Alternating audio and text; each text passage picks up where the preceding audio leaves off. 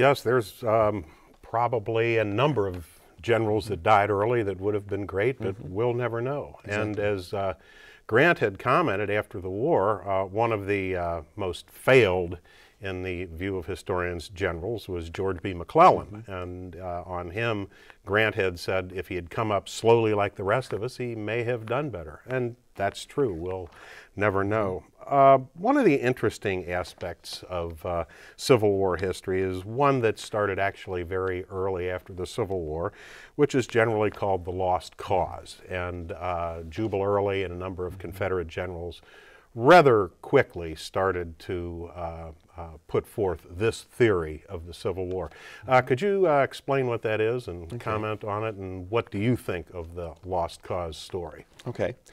The term lost cause was coined actually in 1866, the year after the war ended, when a Richmond, Virginia newspaper editor wrote a history of the war entitled The Lost Cause. And as you say, it's been championed by many people since then. And the lost cause, essentially, it's the idea that even though the Confederacy lost the war, nevertheless, they were right. You know, there's this idea, and it's older than American. It goes back to the Middle Ages, and I don't know, maybe longer than that. That somehow, if you go to war, God will make the side that is right to win. Well, I don't know that really that necessarily follows that will always happen, and I don't necessarily believe that myself. However, losers generally disagree on that. That's right. The losers disagree on that.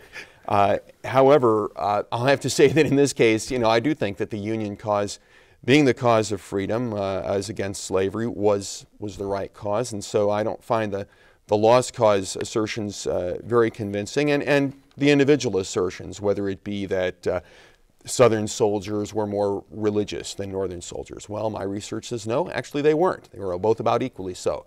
Or that Robert E. Lee was the fourth person of the Trinity, or whatever. I'm being a little facetious here.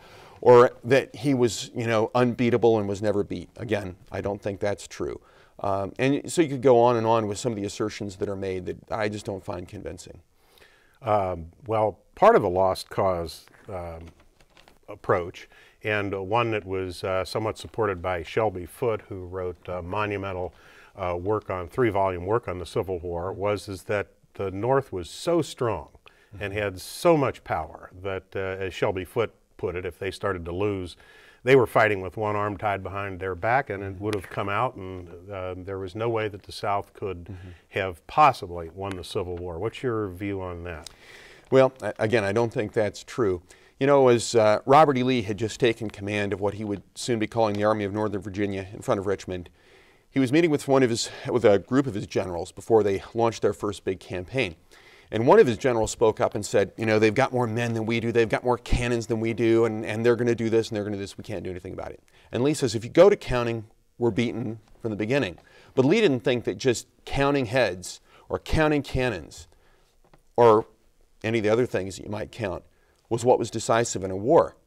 If that was what was decisive in a war, then the United States would have won the Vietnam War.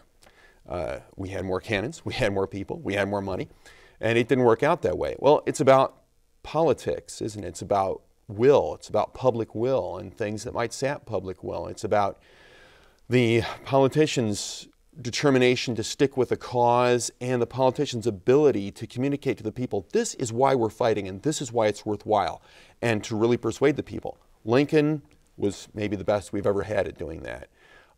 Davis wasn't bad on his part, but Lincoln was a lot better. Now, I think the South actually had a lot of opportunities to win the war. I think it was quite possible. They were on the defensive. Military theorists have always said that's a big advantage. And in the mid-19th century, it was an even bigger advantage because military technology had gotten ahead of tactics, so that the defender had a huge advantage. The South had interior lines of movement, which gets a little technical. It's a big advantage to them. They were fighting on their own terrain. They had a very tangible cause for which to fight. It was easy to understand why you're fighting for the South. Keep these people away from my home county.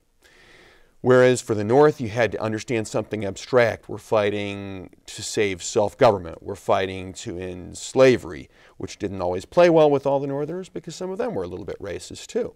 Probably more than a little bit. Oh, yes, yes. So it was a tough job that Lincoln had to keep the North motivated. Most political and military pundits in Europe at the time the war broke out thought the North had no chance of suppressing the South and restoring the Union. I'm old enough to actually remember the 100th year anniversary. This is the sesquicentennial, which is the 150th. And one of the things that I remember when I was a kid was the big hoo-ha about the Civil War.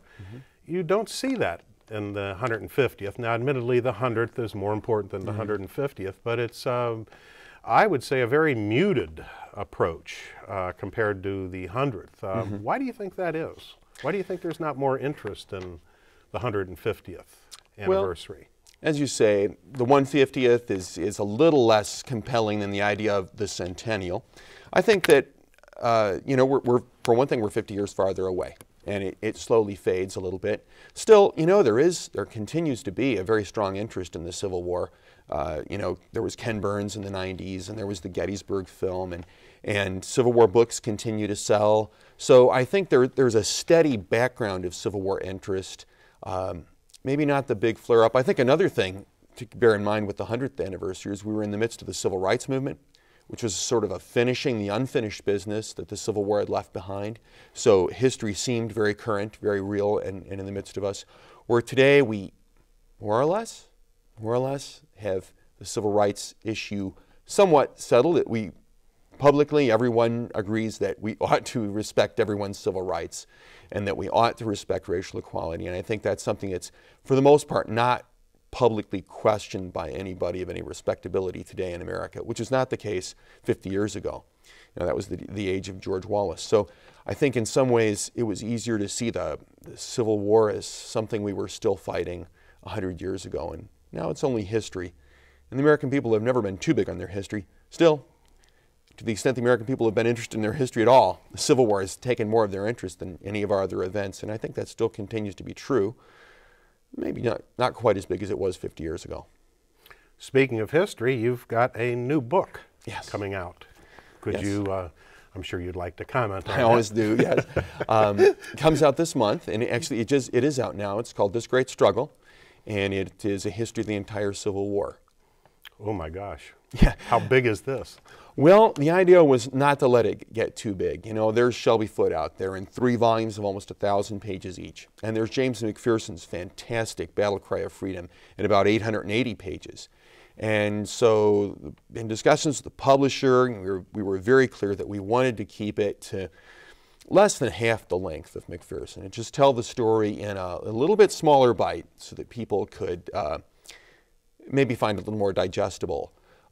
It's not to take anything away from these wonderful narratives of the Civil War that have been done before, but this was intended to be a narrative history of the Civil War that would be relatively short and manageable in length and focus on the political and military factors, somewhat on the social and economic factors too, but mainly on the political and military factors and the personalities. I guess that's a factor of how I like to look at history, because I think history is about people, and so I like to make it a story about people.